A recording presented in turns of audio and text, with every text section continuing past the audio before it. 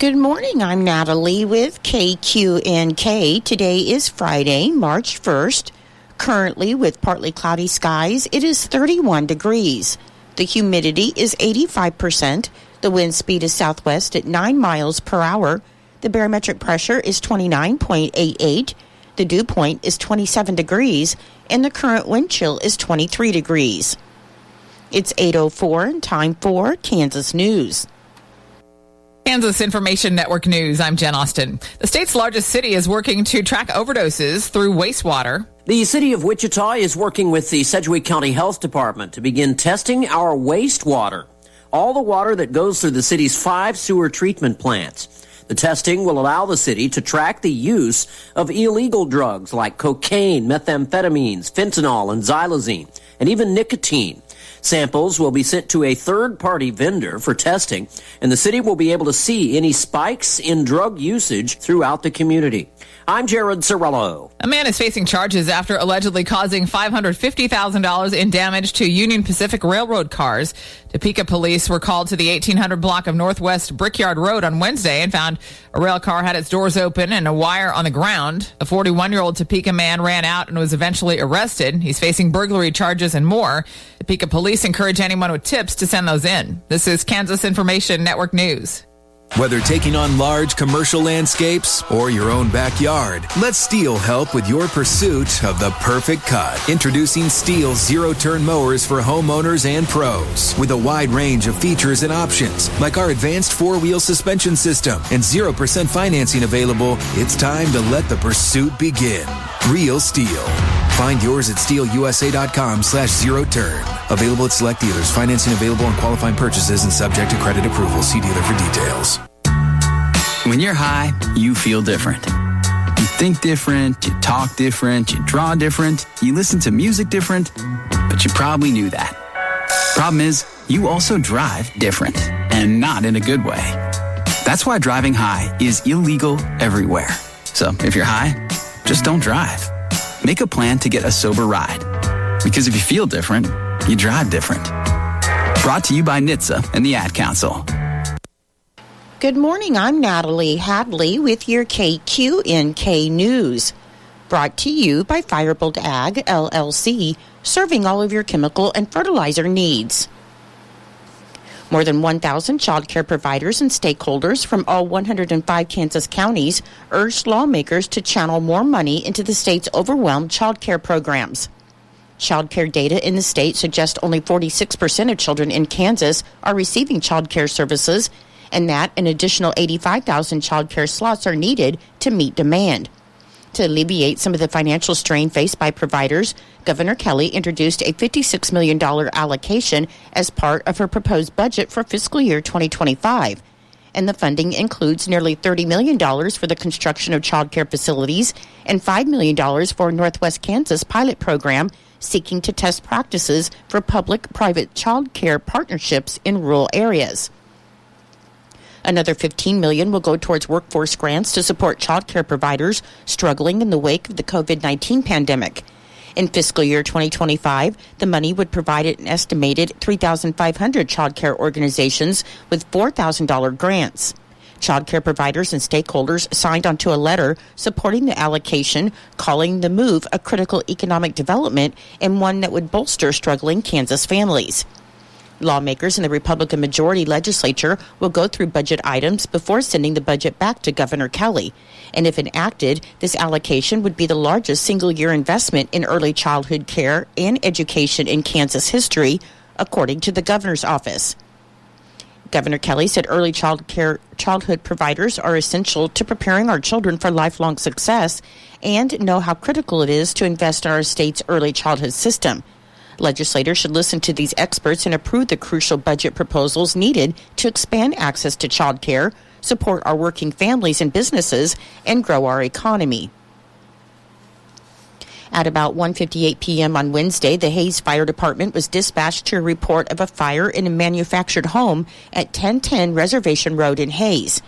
The arriving crews found flames coming from the front and rear patio doors, and fire crews deployed 2 attack lines to extinguish the fire. It was eventually brought under control. Afternoon winds added to the fire spread, and crews stayed on the scene for several hours to ensure that all hot spots were extinguished. No occupants were home at the time. However, 3 family pets did not survive. The cause of the fire is determined to be accidental. The Hayes Fire Department would like to thank the Ellis County Communications, Ellis County Fire Department Company 5, Ellis County EMS, the Hayes Police Department, the Red Cross, and Midwest Energy for their assistance. The Hayes Fire Department would like to remind everyone to check smoke and CO alarms to make sure that they're functioning correctly. The United Sorghum Checkoff Program, or USCP, is reiterating its dedication to highlighting and promoting sorghum's pivotal role in sustainability efforts with the launch of a newly designed webpage focusing on this topic. This initiative aims to inform, educate, and engage both producers and consumers in understanding the environmental benefits of the resource-conserving crop. The updated webpage offers a comprehensive overview of sorghum's sustainability story, emphasizing the contributions of sorghum farmers toward environmental conservation. And by spotlighting key facts and data points, users can dive deeper into the intricate narrative of sorghum sustainability, linking out to additional research and information available on the platform. The updated landing page will feature the Sorghum Checkoff's recently integrated video series, enhancing the user experience by providing dynamic insights into the sustainability practices of sorghum. As the industry continues to evolve, the United Sorghum Checkoff program remains steadfast in its dedication to promoting sustainability and fostering a greener future for agriculture. The updated webpage can be located by visiting sorghumcheckoff.com/impact. The Ogalla Aquifer Summit is set for March 18th and 19th in Liberal at the Seward County Fairgrounds, and it will be the 3rd time it's been held since 2018. The Ogalla is a vast underground reservoir that covers 174,000 square miles and touches part of South Dakota, Wyoming, Nebraska, Colorado, Kansas, Oklahoma, New Mexico, and Texas. Some estimates indicate the aquifer is rapidly depleting, and in 50 years, 70% of it will be diminished. In Kansas, the Ogalla covers most of the western one-third of the state, and it's estimated that 95% of groundwater pumped from the aquifer each year is for irrigated agriculture, though it also supports livestock and municipal needs. The aquifer supports approximately $35 billion in crop production, and if water depletion in the aquifer continues, Kansas land values may drop by millions. Susan Metzger, the director of the Kansas Water Institute at Kansas State University researchers, said water specialists from each state in the Ogalla Aquifer region have prepared updates on their water management progress for the summit. And the topics include new opportunities with conservation-related legislation, understanding water risk as part of climate risk and economic risk, advances in science and data application, the power of peer networks, and workforce and leadership development. More information on the summit can be found at irrigationinnovation.org/2024-Ogalla-Summit. In Nebraska news, the Nebraska Hospital Association reported that Change Healthcare, a health technology company, was hit with a cyber attack on February 21st, and the attack disrupted a number of its systems, including financial and clinical authorization services. Jeremy Nordquist, the Association's president, stated in a press release that the cyber attack on Change Healthcare impacted the operations of most Nebraska hospitals. And their hospitals are doing their best to manage through these challenges as quickly and efficiently as possible. Hospital procedures impacted include insurance verification for inpatient stays, precise cost estimates, and patient billing. Norquist added that due to this incident, Nebraskans may experience longer waiting times regarding authorizations for procedures, as well as delays in resolution of claims. And hospitals ask Nebraskans to be understanding as they work through these challenges. The American Hospital Association has been in contact with the FBI and several other federal agencies, and healthcare officials have also asked the U.S. Department of Health and Human Services to help hospitals minimize the fallout from the cyber attack. The Nebraska Hospital Association said the frequency of ransomware attacks targeted at hospitals and health systems has increased significantly in the last 2 years. At least 2 people were in the line of fire when Grand Island police say a man started shooting on Wednesday. Grand Island Police Captain Dean Elliott said a tow truck driver was unloading a vehicle at Ken's Auto, 823 West Anna Street in Grand Island, just before 11 p.m. on Wednesday when a man came out of his apartment and shot multiple times. And he believes 28-year-old Troy Binkin of Grand Island was using a shotgun based on the damage and witness statements. Police said rounds hit the front windows of Ken's Auto as well as two different vehicles on the property, and he also hit a coaxial cable to the building, causing damage. Grand Island Police Department said officers attempted to communicate with Binkin over a PA system. However, he refused to leave his home until a warrant was issued for his arrest. Elliott said the tactical response team was called and forced their way into the home to make the arrest, and Binkin was arrested for 2 counts of attempt of a Class 2 felony, 2 counts of a use of a firearm to commit a felony, 3 counts of criminal mischief, $501 to $1,499, and criminal mischief up to $500. I'll be back with more in just a moment. Firebolt Ag is a full-service fertilizer and chemical retailer. They customize products for individual farmers' needs, with the primary focus being customer profitability. Let Josh and Jack help you get the most out of your farm ground. They also provide in-house marketing with Ron Wall of Flatwater Solutions. Visit Ron in Phillipsburg or call Josh at 785-854-8484 or Jack at 308-840-2819. Firebolt Ag, your leader in agriculture. People living in Kansas and Missouri may be hearing their local tornado sirens sound off early in March due to a statewide drill. And the National Weather Service said this is part of Severe Weather Preparedness Week, which runs from March 4th through the 8th. The drill is to be treated as if there is an active tornado warning throughout the states of Missouri and Kansas. According to the National Weather Service, this test is meant to check everyone's preparedness for real, life-threatening severe weather events like tornadoes, flash floods, and damaging winds. Local officials are being encouraged to sound their warning sirens to start the drill, which is currently scheduled for 11 a.m. on Wednesday, March 6th. And during the drill, the NOAA's All Hazards Weather Radio will also be turned on to signal the start of the drill. While participation is not mandatory, the National Weather Service recommends people treat it as if it was the real thing by sheltering in place or talking about sheltering options with family and friends. Governor Kelly signed a proclamation declaring the week of March 3rd through the 9th Kansas Talking Books Week. And according to the proclamation, the federal Pratt-Smoot Act, enacted on March 3rd, 1931, established free library services for blind adults administered by the National Library Service for the Blind and Print Disabled, or NLS, in the Library of Congress. During Talking Books Week, the State Library of Kansas is celebrating services that Kansans with a print impairment can enjoy with the Talking Books account.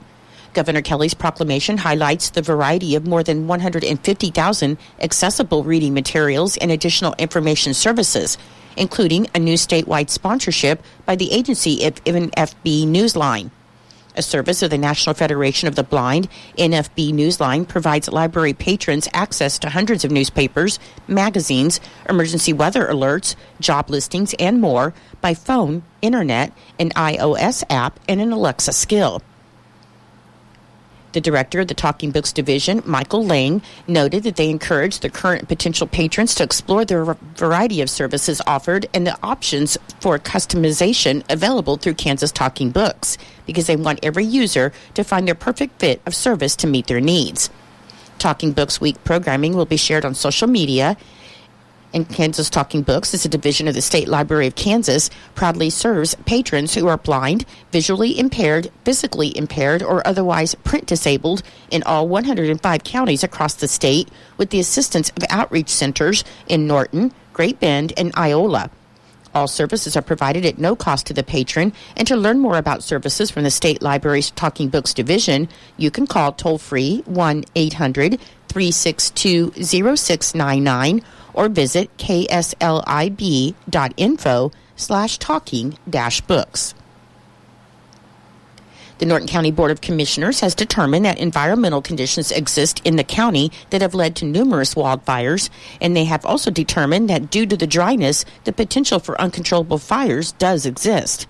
The Board of County Commissioners of Norton County want to prevent the destruction of crop, grass, building, and/or life. So, the Board of Commissioners hereby bans open burning. Open burning means any outdoor fire, including but not limited to burning of trash in uncontained and uncovered receptacles, burning of fields, pasture, fence rows, and grassland or ditches, campfires, and uncontained warming fires. This resolution will be in effect from the date of execution, which was Thursday, February 29th, until such time as it's modified or rescinded by the Board of Norton County Commissioners. The Board of County Commissioners has declared that it will be unlawful to violate this resolution and that anyone found to be guilty of violating this resolution will be subject to a fine not to exceed $500 or confinement in the county jail not to exceed 1 month or both. Your menu today for Norton Community High School. For lunch, you'll be having cheese pizza, fruit, and milk. I'm Natalie Hadley. Your KQNK News was brought to you by Firebolt Ag, LLC, farmers helping farmers to succeed. You can contact Firebolt Ag today to get the most out of your farmland. Your KQNK weather forecast is being brought to you by Hinkle Termite and Pest Control, your Norton experts for all of your pest control needs. Your forecast for today, it should be partly sunny, then gradually becoming sunny with the high near 70 and a southwest wind around 10 miles per hour. For tonight, it should be clear with the low around 34 and a south wind of 5 to 10 miles per hour. On Saturday, it should be sunny with the high near 80 and a south wind of 5 to 15 miles per hour. On Saturday night, mostly clear with a low around 43 and breezy with wind gusts as high as 30 miles per hour. On Sunday, should be sunny with the high near 68 and breezy with wind gusts as high as 30 miles per hour. And on Sunday night, it should be mostly clear with a low around 33. I'll be back with the rest of your forecast in just a moment. When you've got bugs, we know what a nuisance that can be. Lock 'em out. From Hinkle Termite and Pest Control, Lock 'em Out is our very effective residential insect prevention program. We'll come to your place and treat your foundation plus all insect entryways. And while we're there, receive a free termite inspection. Call Mr. Rich Wenzel, our certified technician in Norton at 785-202-0167. That's 202-0167. Continuing with your weather forecast, on Monday, it should be sunny with the high near 60. On Tuesday, mostly sunny with the high near 58. On Wednesday, partly sunny with the high near 58. And on Thursday, there's a 40% chance of showers. Otherwise, it'll be mostly cloudy with the high near 56. Currently, with partly cloudy skies, it is 31 degrees. The humidity is 85%. The wind speed is southwest at 9 miles per hour. The barometric pressure is 29.88. The dew point is 27 degrees, and the current wind chill is 23 degrees. Your weather was brought to you by Hinkle Termite and Pest Control right here in Norton. You can call Hinkle Termite and Pest Control at 785-202-0167 for all of your pest control needs. It is 8:22.